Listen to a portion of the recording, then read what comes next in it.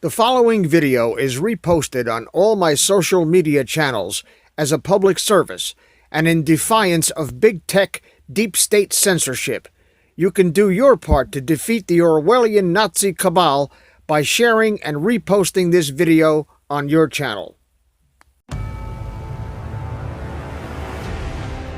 It's our purpose to bring to bear the principle of common sense and rational discussion to the issues of our day. America was created at a time of great turmoil, tremendous disagreements, anger, hatred. There was a book written in 1776 that guided much of the discipline of thinking that brought us to the discovery of our freedoms, of our God-given freedoms. It was Thomas Paine's Common Sense, written in 1776, one of the first American bestsellers, in which Thomas Paine explained by rational principles the reason why these small colonies felt the necessity to separate from the powerful Kingdom of England and the King of England. He explained their inherent desire for liberty, freedom, freedom of religion, freedom of speech, and he explained it in ways that were understandable to the people, to all of the people. A great deal of the reason for America's constant ability to self-improve is because we are able to reason, we're able to talk to each other, we're able to listen to each other, and we're able to analyze. We are able to apply our God-given common sense. So let's do it.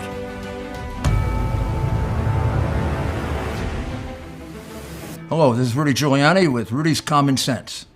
And today we're doing the second part of our interview with George Papadopoulos. The amount of material that he covers and the amount of information that he has really just can't be done in one interview, probably not even in two, but we'll give it a try. So you should read his book, Deep State, which when I read it really helped me understand a lot about what's going on here. But I'm going to ask him to summarize the first interview, and then we'll go right into where we are right now. So when we stopped last time, we had gotten up to your last meeting with Alexander Downer, and then finally the beginning of the interviews. But why don't you take us through the chronology of that frenetic 2 weeks that led up to that last meeting with Downer, and then we'll go forward. Absolutely, and thanks a lot for having me again, Mr. Mayor. It's always a pleasure. Oh, it's a great pleasure for me. Here's what happened, and I should mention even one other thing that was even more bizarre that involves the UK government. Remember these high-level officials who wanted to meet with George Papadopoulos those very fateful 2 weeks? Mm-hmm. Another UK official from 10 Downing Street wanted to meet. His name is Tobias Ellwood. Tobias Ellwood, at the time, was the number 2 at the Ministry of Foreign Affairs under Boris Johnson. This was not a nobody. This was somebody who was running to be the UK Minister of Defense. Also calls me and wants to know about the campaign, wants to know about me, wants to know what my ties are in the Middle East. This all happened leading up to the Downer meeting. So I want to make sure that that's included as well. So to summarize, Israeli government, UK government, and Australian government, and the US government all met with me leading up to this fateful meeting with Alexander Downer. Now, Alexander Downer invites me, I don't invite him, I don't even know who he is, to a bar in the area I used to live in London. And I sit down, and Erica Thompson is there, and so is Alexander Downer. Erica Thompson is very stern in her approach to me. She's not talking. She seems to be monitoring this setting that we were having. Alexander Downer starts the conversation. This is the Australian High Commissioner to the UK telling me, you and your boss better leave my good friend David Cameron alone. And it's something that to this day, it still shocks me to have had the Australian High Commissioner tell me this. And I said, what are you talking about? He says that your candidate is making problems and he should not be so hostile towards the UK Prime Minister. This is after the UK Prime Minister, of course, went on a bizarre rant about the candidate, if you remember. I stood back and I essentially told him that That's not what's happening. And in fact, David Cameron should retract what he said, because it's unbecoming of a U.S. ally to speak about a candidate running for the presidency's office. After that, his phone comes out like this. I demonstrated it to the FBI, to Mueller, to Congress, and he goes like this to me, as if he's recording something. Immediately upon sitting down with him, I thought he's recording me, but I don't know why he's recording me. It was just almost a moment of shock that you don't know how to, and you don't know what to do at that point, because you're sitting at a bar with an Australian diplomat who's asking you questions about the UK. He then begins to talk to me about China, asks me what my thoughts on Cyprus were. He was a UN special envoy. He begins to pull his phone out, and allegedly, he says at this meeting that I said, oh, the Russians have dirt on Hillary Clinton. Now, to make things clear, I was a guest at this meeting. I was not there to dictate the terms of the meeting. I was not there to ask the High Commissioner questions. As his guest, I was there to answer what and any questions he might have had for me. So whatever he alleges that I said, and something that I have said under oath to the FBI, to Mueller and Congress, I never said the word emails. I never even discussed anything except what he might have been asking me. The meeting was a setup. That's the summary.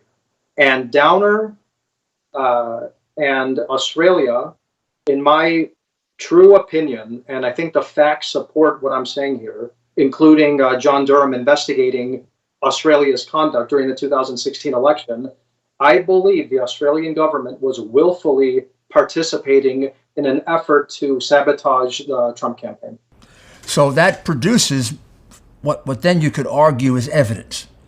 It produces a comment from you to him that they have dirt on Hillary. He transmits that. There's a dispute about how he transmits it, but ultimately that gets to U.S. and U.K. intelligence, right? That's the story. And now there's the new development is that the Australian ex-prime minister has come out, obviously now that there's a lot of scrutiny on Australia, and has stated that Downer acted on his own and we didn't know what he was up to. Now that's even more bizarre, because the new story is that he didn't send a wire, or whatever it's called, a diplomatic wire to Australia. He went directly to the number 2 at the U.S. Embassy in London to talk about my alleged comments I made. Now, don't forget, as I explained a couple minutes ago, the U.S. Embassy had contacted me just days before Downer met with me. This could all be a coincidence, Mr. Mayor, but as they say in politics, nothing's a coincidence. So I think this is a reason why perhaps the Australian government has begun to distance themselves from whatever Downer was up to, because and even Devin Nunes himself has stated there's actually no raw intelligence from Australia saying what happened during this alleged comment I made. So whatever was happening was something off the books. So after that happens, you leave. When are you contacted next about this? So after I leave this meeting, I go. That's actually when I moved to back to the United States, where my home was. You know, I was leaving my old position in London, and I was obviously moving back to the U.S. at that time. And at that time, I get back to the U.S. and some characters start to message me who are now at the epicenter of the new investigations, including the Horowitz investigation, the Senate Intel investigation that's ongoing right now, and possibly the Durham probe. And so you've had the conversation with Downer. You leave. You come back to the United States to work on the campaign. And then when is the next thing that comes up of significance about this? So the next individual who reaches out to me, which I don't have evidence that this might have been a nefarious character or not, so I'm not going to say it, is Sergey Millian, who allegedly is the source of this infamous dossier from Steele. Sergey Millian meets with me or contacts me in July before Crossfire Hurricane comes out and says I work for the Trump organization, basically, or that I have worked with the candidate in real estate. Let's meet. He meets with me, and moving forward, that's the impetus that the FBI uses to interview me. But before we get into the FBI interview, we could get into Stefan Halper and some of these other individuals. Yes, please. Yes. In September 2016. Well, Sergey, before we leave Sergey Millian calls you, tells you that he works with a candidate in real estate. In fact, Sergey Millian was working with the organization that was putting together the Steele dossier. Isn't that correct? My understanding was of Sergey Millian. Remember, this is July 2016. Good, right? It's completely different from what we know now. That's after they got the contract. Basically, that's my understanding. Yeah, the contract was like May. Yes, and I basically get a message that this is somebody who knows the candidate, has worked in business with him. So naturally, I thought, okay, and he says he knows Michael Cohen and other people. So I said, okay, that's fine. I'll go and meet to see what this guy's all about. And then later on, we find out he's an alleged source for Steele. Did he ask you unusual questions, or? His whole demeanor was very suspicious. I mean, I don't ever remember him being too aggressive or probe-like, but I was always suspicious of why he wanted to meet with me and what the purpose of these actual meetings were. How many meetings with him? About 3 meetings. And what did he want to know about Trump's alleged connections to Russia, or? What he actually wanted to do was connect me to Russia. And apparently at the time, he was the CEO of the Russia Chamber of Commerce in New York. Now, as you probably know, Mr. Mayor, I've never even traveled to Russia, let alone have a Russian contact. So Sergey, after I meet with him, decides that he wants to invite me to go speak at the Moscow Gas Forum, because that's what my background was. I used to work in the energy world. Right. And within a week of meeting with him, he has an invite for me to speak on a panel with the CEOs and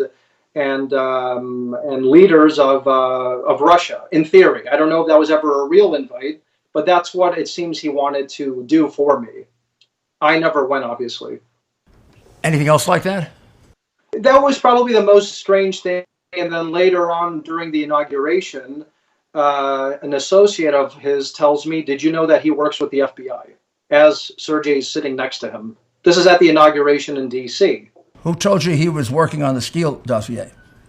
No one ever said that. I never heard anything about the Steele dossier until that big piece in the Wall Street Journal came out, I think in January of 2017.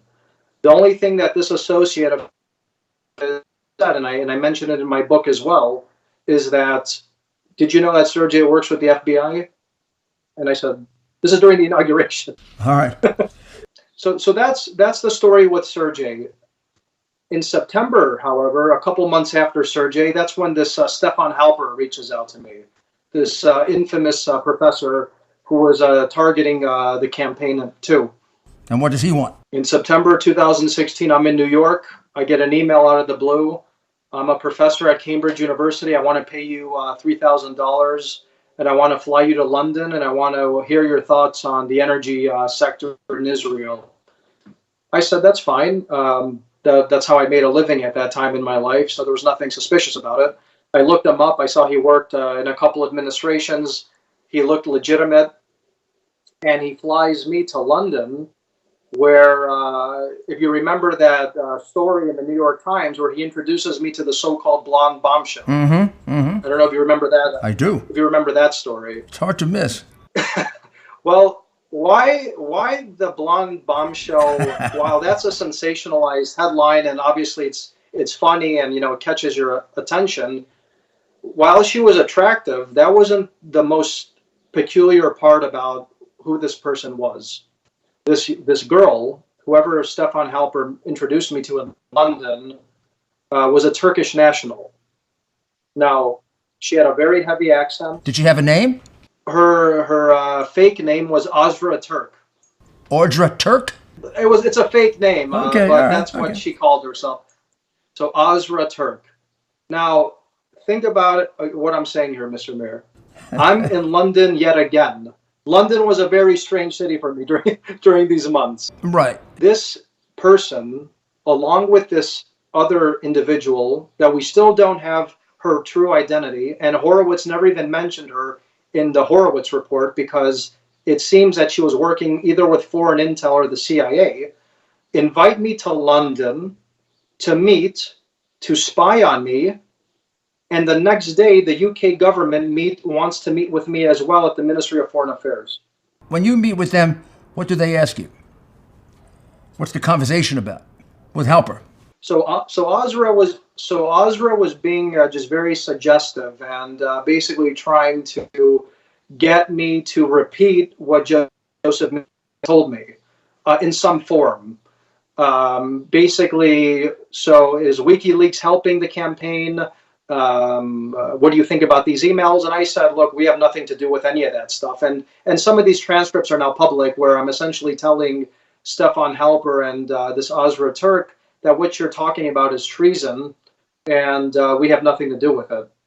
This is all while I was being surreptitiously recorded, so of course I had no idea that I was being spied on at the time. But that's what they wanted to know, and they wanted to hear my thoughts on the energy sector that I mentioned earlier. And then what happened? Well, here's where things get, I think, more muddy. The UK government rolled out the red carpet for me to go meet their Tobias Elwood, the number 2 at the Ministry of Foreign Affairs in London. Was that the next day? That was the next day after I'm being targeted by Stefan Halper. Okay. So just to put things in context of what I'm talking about here, during an active spying operation against George Papadopoulos in London, the UK government is inviting me to meet their diplomats at the Ministry of Foreign Affairs to also question me and my background and about the campaign. That, in my estimation and my opinion, is probably the single most damning piece of evidence that the UK government was directly involved in conspiring against the campaign at that point.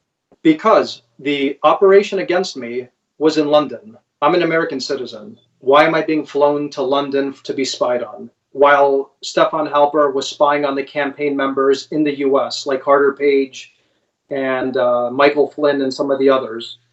So that's the first question. And the second is, why did the UK government also want to meet with me while I was being spied on in London to ask me about the candidate, ask me about my background, and various other issues, from the Iran nuclear deal to Russia to the US-European relationship? That's something that no one has really scrutinized to this day, and we're almost 3 years post-election. And was Tobias Elwood the only one at this meeting, or did he have some assistants? The UK North America attaché was there. So the representative of the UK government to North America was also there. Was it recorded? I have no idea. I assume if I was being spied on the day before, Yep. that they might have been recording for somebody too. Were they taking notes? They were taking notes, yeah. And what was basically the conversation about? The conversation basically was that we don't appreciate this America First tone. We want to stay in the Iran deal, and we want the UK to stay in Europe. And if you screw around with these very important issues, then we're probably not going to have a good relationship with your candidate. That's essentially, in a nutshell, what I was being told in London. So it was a threat. It was a tacit, if not overt, threat, basically, by a U.S. ally whose conduct is now under investigation. So, but no reference to emails, dirt, Hillary, dirt, no reference to the Mifsud Downer situation. Zero. So what happened after that?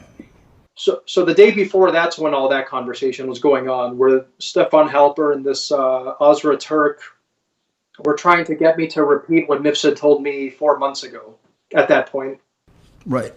Moving forward, the UK government was very fixated on me, if you will. And the UK government, between September and the election victory, had their embassy meet with me in DC.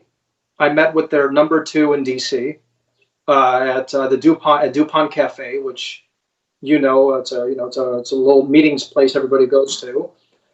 And eventually, during the UN General Assembly, where Trump was meeting with leaders, and there was as we talked about in episode 1, that's when Tobias Ellwood meets with me in New York. Tobias Ellwood was the number 2 at the Ministry of Foreign Affairs. He pops up again in my life, where he wants to meet with me once again. What's the purpose of their meetings? To try to convince Trump that he should abandon his America First policy, his having NATO pay their fair share, that kind of thing? So Tobias Ellwood, as I explained, was the number 2 at the Ministry of Foreign Affairs, and he met with me 3 different times in 3 different months. I don't care, as I explained earlier, not even the Secretary of State meets that frequently with these type of officials. And I was simply a campaign advisor at that point. Okay? Tobias Ellwood during the UN General Assembly says, George, I'm in New York. You want to go grab a beer? I'm at another bar with another diplomat. At this meeting, Tobias Ellwood basically tells me that we're very worried about the candidate and NATO. We don't like this posture for NATO. That's when NATO started to come up a lot, because this is September now. The election is only 2 months away at that point. So the hostility from the UK government was getting a little more overt. You could see that they were worried about something, that they were worried about where the candidate would take the US-NATO relationship at that point. So then what happened after that? After that, I meet with then the UK embassy reaches out to me in DC. The candidate is then elected, and I get an email from the UK government. Oh, hey, George, we want to send you Theresa May's letter of congratulations. Can you please send it to the candidate?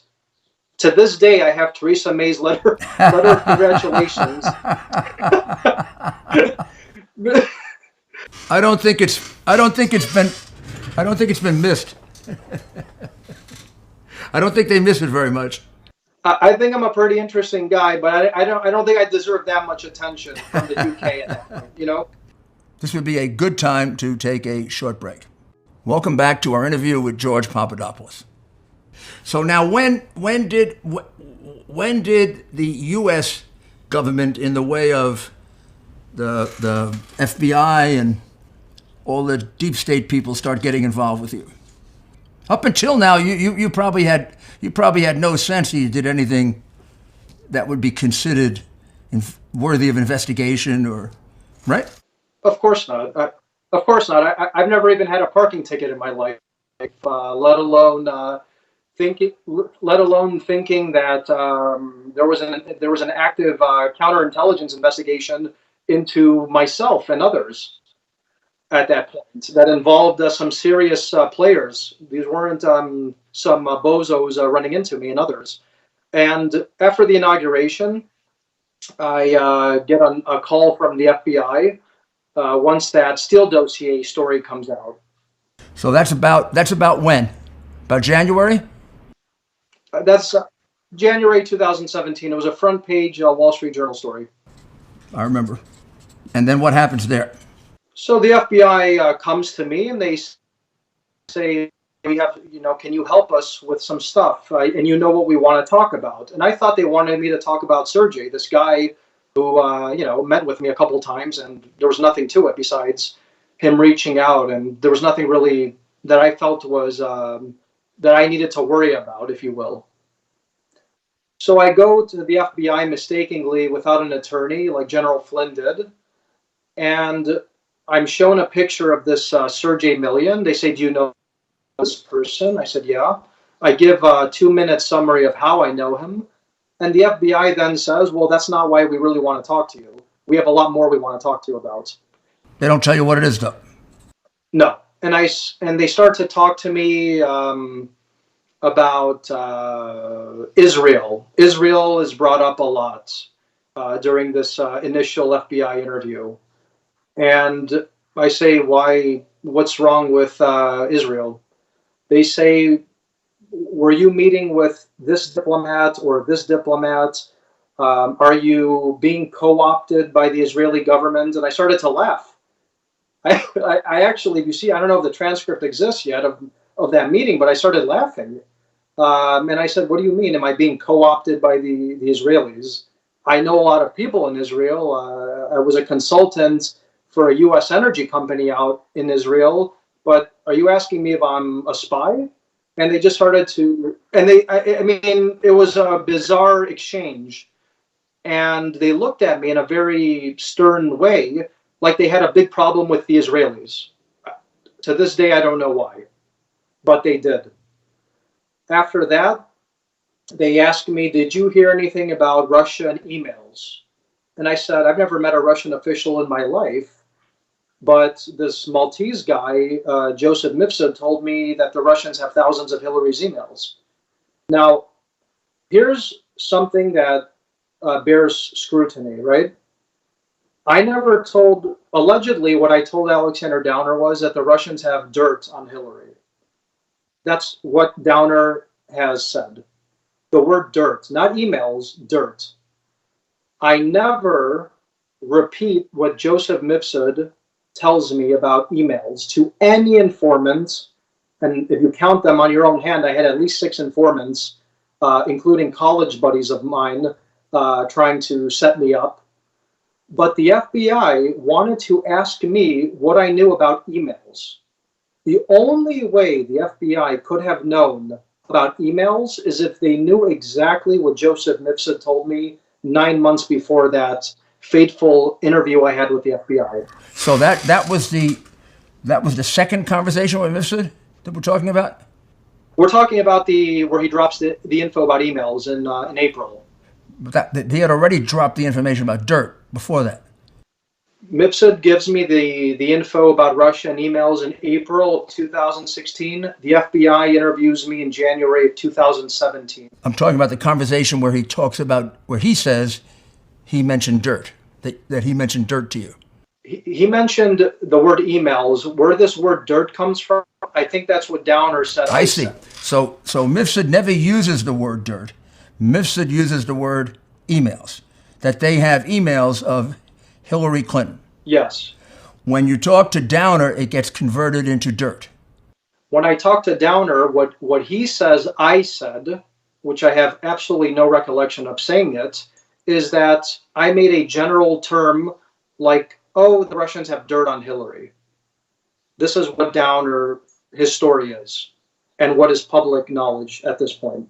But just so everyone understands, the actual conversation with Mifsud is a conversation in which he does not mention the word dirt. No, he doesn't. He says emails. Yes. So dirt is a word that Downer introduces. Yes. The word emails was never brought up after that meeting with Joseph Mifsud to anybody. Okay. So what you're saying is up until this conversation now, a year later, the word emails had never been mentioned except at the conversation with Mifsud. You had never mentioned it to friends. Yes. You had never mentioned it to Downer. Never mentioned any of his associates.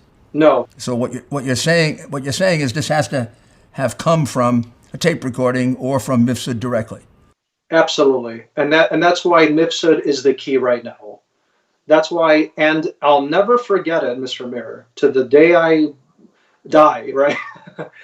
When I told the FBI agents this information, as a patriot who loves America, as somebody who just worked on a rival presidential campaign to Hillary, I openly tell the FBI, hey, this guy told me this information, you should go look into him. It's as if I told the agents 2 + 2 was 4 and the sky is blue. They didn't even nudge. It's as if they knew exactly what it was, what Mifsud was, And then they proceed to try and trip me up, and they get me in a perjury trap, asking me about dates and the number of times I meet with Mifsud. That's actually what my so-called lie was. So what? Yeah, tell us what your so-called lie was. The confusion that led to the perjury or the false. It's really not perjury; it's a false statement, right? Yes. Well, I think we see with the General Flynn case, you plead sometimes at things that you really don't do. But what they said after I have a 2-hour conversation with them about everything from Israel to meetings with foreign diplomats, they asked me, when did you meet Mifsud and how many times? And because I misremembered when I met him exactly, they then used that as some sort of charge. What did you say specifically? How often had you met him? I think that what they say I said was I met him before I was on the campaign. And in fact you didn't. And they say that's a false statement. That's what the story that they have made is, and that it was a material false statement, because as a prosecutor yourself, you know better than anybody. It's what when I was younger we would call a chicken, you know what case, chicken S case. So what did you? But you did admit to meeting with Mifsud, right? And you told them, and only really one conversation with Mifsud was really pertinent and relevant. That's the conversation in which he tells you about the emails. And unlike anybody else, you tell them about that. Willfully. So what the point is, you gave them the material information. Yes. Everything else was background. Exactly. And in the course of this is all one meeting with the FBI? All one long meeting? This is one long meeting. How long was it? It was about 2 hours. And how many agents? There were 2 agents. And that's the meeting from which they extracted the false statement charge? That's the meeting, yes. And you did they before the meeting tell you that you could be prosecuted for false statements? I don't remember that at all, actually, and that's, if I had known that, I probably would have had a lawyer at that point. Part of the thing, and just a little legal background, for the longest time, FBI interviews were not subject to perjury or false statement prosecutions, largely because they don't have to be transcribed. They're just the agent's notes. Maybe 20 years ago or so, it became a crime. It's a fairly new crime, and it's probably the weakest of the perjury crimes because it's not based on a transcription, somebody sitting there taking it down. It's not necessarily based on a tape recording. They may or may not have one. It's based on the agent's notes. So, and the person, the reason we prosecute perjury, going back to the common law, is because we have the person take an oath, and that oath is supposed to remind them that unlike normal conversation, where you can sometimes exaggerate and sometimes be inaccurate, now that you've taken an oath, you got to be very careful. None of that happens with an FBI 302 or this prosecution. That's why I said it's considered somewhat of a chicken prosecution. But in any event, this is what they then require you to plead guilty to. And if you didn't plead guilty to it, what would have happened to you? Well, basically, after this meeting, before the Mueller team comes in, and this FBI agent tries to force me to wear a wire against Mifsud. We now know that Mifsud is the key to the entire criminal probe of Durham. So why this FBI agent tried to force me to wear a wire and to go back to London, and that they would pay me to record Mifsud at a time when Mifsud was actually invited to DC to a State Department conference, I don't know. But all I know is after I refused to wear a wire, and I'm getting into your answer of the question you just had, this FBI agent told me, we're going to bust your ass, basically, for what you're doing with Israel. And I said, why you keep saying Israel? What's happening? And later on, moving forward, the special counsel says if you don't plead guilty to one count of lying, we're going to charge you as an Israeli agent. And at that point, after spending probably $200,000 just going into my career with these new bizarre charges, I said, look, I don't know what's going on here. Let me get these guys off my back. And that's why I pled guilty. That's actually the story. So you pled guilty to one count. You pled guilty to one count of false statement because they said if you didn't plead guilty, they were going to charge you as a spy for Israel or a foreign agent. Like they did to Flynn too. With Flynn, it was the same exact textbook. Or a foreign agent. They were going to for failing to register as a foreign agent of the state of Israel. Something they almost never prosecute anybody for, except if they're connected to Trump. That's a crime that only exists if you are connected to Trump. They don't consider that any other place. So they said that if you don't plead guilty to this one count, which is a fairly minimal count, they're going to stick on a foreign agent registration charge for dealing with Israel. Yes, that's exactly what happened.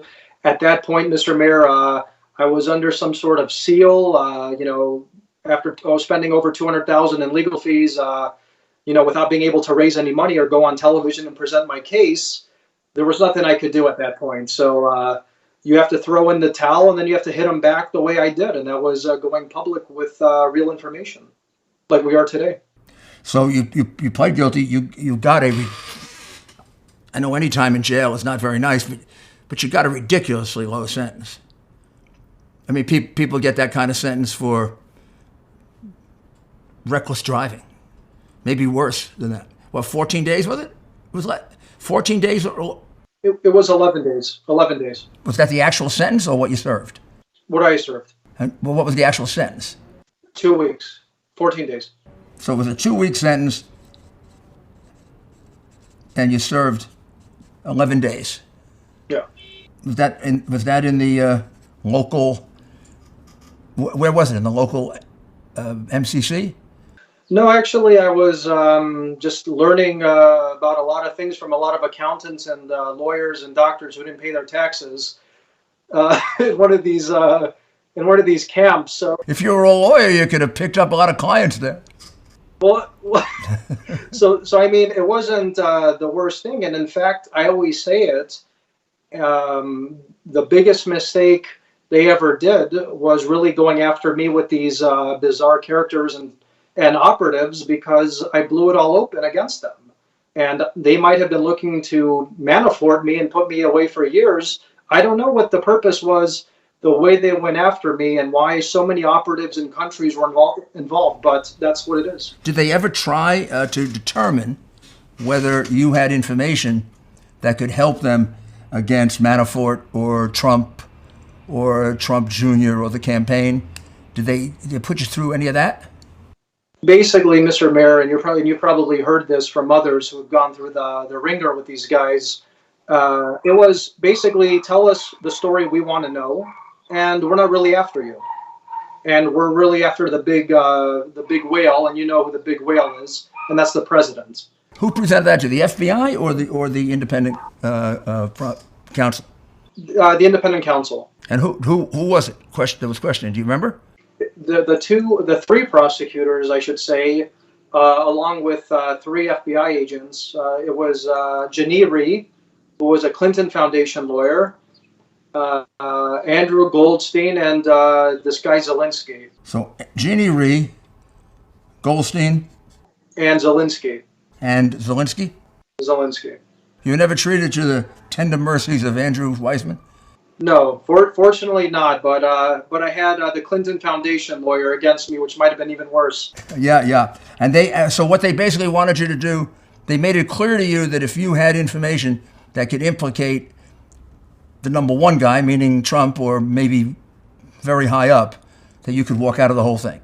Basically, to summarize, 20 grueling hours of interrogation in about 30 seconds for the listeners.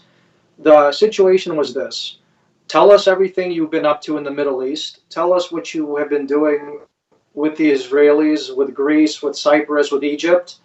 Tell us why you know these people, how you know them, and how you were influencing foreign policy in whatever way you might have been doing it. They were looking basically to charge me with a Logan Act as well. Zelensky tells me, you know what the Logan Act is, Mr. Papadopoulos? I didn't even know what the Logan Act was at that point. So clearly, book they used against me, they used against Flynn too. So that was the first part of the interrogation. The second was, who did you tell on the campaign what Mifsud told you? Did you tell the president? Did you tell Bannon? Did you tell Don Jr.? Who did you tell? And the reason they wanted to find out if I told anyone on the campaign what Mifsud told me was because that was the center of their conspiracy case and their collusion case. If they could have proven that George Papadopoulos told Don Jr. or candidate Trump or Mayor Giuliani, hey, did you know that the Russians have Hillary's emails? And if I had typed that out or if I was on a phone call, that was a collusion, fake collusion case that they wanted. And I told them, I never said this to anyone. It's not my business to go and say this to anyone in the campaign. And I never did. And they said, well, we don't believe you. And I said, well, why don't you go look through my emails and my records? Because 90% of my communication with the campaign was on email. So if you don't believe me, there's nothing I can do. And that's when essentially they started to tell me that if you're not going to tell us, we're going to go after you hard. And that's when I explained the Israeli agent and the lying charges and obstruction of justice. And I said, I'm just going to get these guys off my back, and I'm going to end up hitting them when it hurts. And the question, and they question you how many times? It was over 20 hours, Mr. Mayor, and this is at a time. One 20-hour session? 5 times, 5 different meetings. I mean, you could understand how bizarre these conversations are. I'm being asked about the Logan Act. I'm being asked about my interactions with U.S. allies, about the Muslim Brotherhood, about who I told on the campaign, what Mifsud told me a year ago. You could understand that this wasn't your typical criminal investigation. This was a political hit job that wanted to weaponize me against the president, and I wasn't going to lie, because I wouldn't lie against the president, and I wouldn't lie about anyone, for that matter, to get out of trouble. And I just stood my ground. I took it like a man, and that's what happened. So what did this cost you in terms of a lot of money, right? Well, money was probably the easiest thing to replace at this point. Initially, I saw my skyrocketing career get evaporated with people talking about me as if I was, and denigrating me. I saw old allies turn against me. And I was very, lucky. I guess I had my girlfriend and wife at that point, who was the only one who defended me on national television. But things are much better now. But there was a very dark beginning to where we are now. Did you use up all your assets? At that point, yes. And found it hard to work during that period of time, I'd imagine, right? Well, at that point, my livelihood was based on traveling and having a passport. And when you're subject to confinement in the city of Chicago, where it's a beautiful city, it's my hometown, but I had no professional connections at that point to the city. I couldn't work for a couple of years, and it took a tremendous toll. It really did. How long was the whole process that you went through? 2 years. 2 years, right? 2 years it's a long time. Were you surprised at the end that they let you plead to something so, I hate to say this, but so meaningless? Because the plea that you realize in the wider world, the plea hurt them a lot, because they had played you as the blockbuster. You were going to break the case open. Well, Flynn also, but you were going to break the case open. And then as the months and the years went by, they would sort of suggest they were going to eventually break you, and you were going to implicate Manafort and Trump and who knows who else. And then all of a sudden, the next thing you hear is you get 14 days in jail. Well, that hardly is a person that they had any kind of evidence could break to open a very big case. If they thought you could break open a very big case, they weren't going to let you get away with it with a 14-day sentence. So did you ever realize how stupid their plea looked? Spending millions of dollars for a 14-day conviction? Well, Mr. Mayor, if they were able to coerce me to say lies, it would have been a big case. Oh, it would have. But because, of course, I wasn't going to do it, it blew up in their face. And you're absolutely right. I think the world mocked Mueller and his team when I did get this 11-day sentence. It's something I should have never pled guilty to. I do have a legal team looking into the situation, especially with all the new evidence coming out. And at the end of the day, as I've explained during our conversation, what happened to me is the center of the Durham probe. So it really backfired on them because what Durham and Attorney General Barr are looking into, including Joseph Mifsud and the conduct of the FBI and the special counsel, really runs through my story. So it really backfired, and you might actually see criminal indictments on the other side based on what they did to me. Well, you might. I mean, if you just boil it down to, you pled guilty to making a false statement because you said that you didn't meet with Mifsud before the meeting, the consequential meeting. And your answer to that is, I didn't remember meeting with him before, which is very credible. That you have several meetings with someone, you sometimes don't remember if you had 2, 3, or 4. I think from anyone else, they would have accepted that. But they didn't accept that from you because they felt they had a hook on you. The same way with Flynn, where they asked him, did you talk about sanctions? They had a tape recording right in their briefcase talking about sanctions. And when he said no, they sort of almost gave themselves a high five. Oh, now we captured him. Rather than just show it to him and say, General, you did talk to him. What was it about? So your 2 cases really illustrate that this was a witch hunt. It was clearly a witch hunt, not a criminal investigation of any kind. And I'm just sorry that you went through it. I appreciate that, Mr. Mayor, and I'll leave this quote by I guess Stalin, where he says that I'll show me the man and I'll find the crime. They weren't looking to investigate crimes; they were looking to invent crimes. And you see parallels between what happened to myself and General Flynn. And it was a sad moment in American history, and it really divided us as Americans. And we still feel the effect of what happened 2 years ago today. And I think most Americans just want accountability now. They don't want a 2-tiered justice system, and they want this country to continue moving forward on a positive trajectory the way it was before, obviously, Corona hit. So that's where I think we're heading, and I think it should be a great next couple months for all Americans in this country. Well, I hope so, and I congratulate you for sticking with your principles rather than doing what a lot of men would have done. So you're a very special patriot. Thank you very, very much. Thank you, Mr. Mayor. And good luck to you and your wife and family. And we'll be in touch. Thank you, Mr. Mayor. Thank you. Thank you. It was a real pleasure. Well, I think that was a very enlightening interview from a very incredibly good witness and person who really, I think, described very succinctly what's been wrong with us the last 3 years and what's wrong with our criminal justice system that has to change because people shouldn't go through what he went through and what General Flynn went through and ultimately what the president went through. It shouldn't happen again, and the reason to investigate it and to prosecute them is to deter anybody else from doing this again. So I thank George Papadopoulos for participating, and I commend him for his courage, and we'll be back shortly with more episodes about this terrible, terrible time in our history and how we can fix it. Thank you.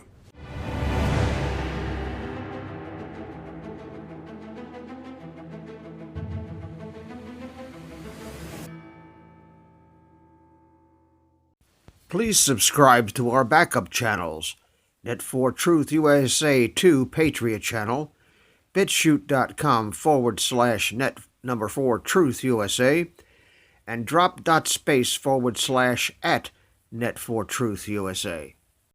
We fly so close to the target, we are on our 5th fighter jet.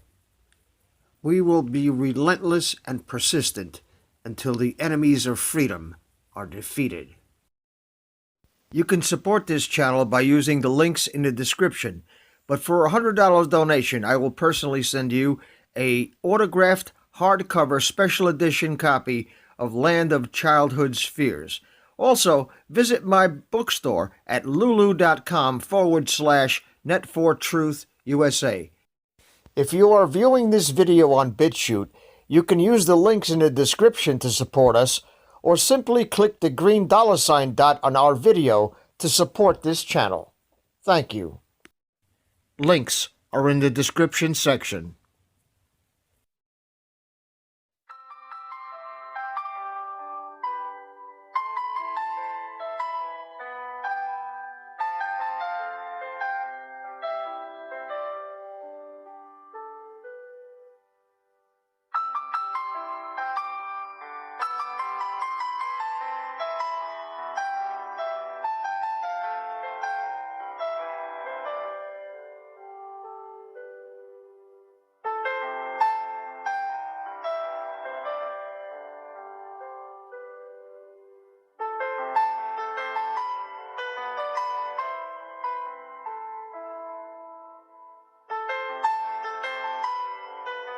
Please subscribe to our backup channels, Net4Truth USA 2 Patriot channel, BitChute.com/net4Truth USA, and drop.space/@Net4Truth USA. We fly so close to the target, we are on our 5th fighter jet. We will be relentless and persistent until the enemies of freedom are defeated. You can support this channel by using the links in the description, but for a $100 donation, I will personally send you a autographed hardcover special edition copy of Land of Childhood's Fears.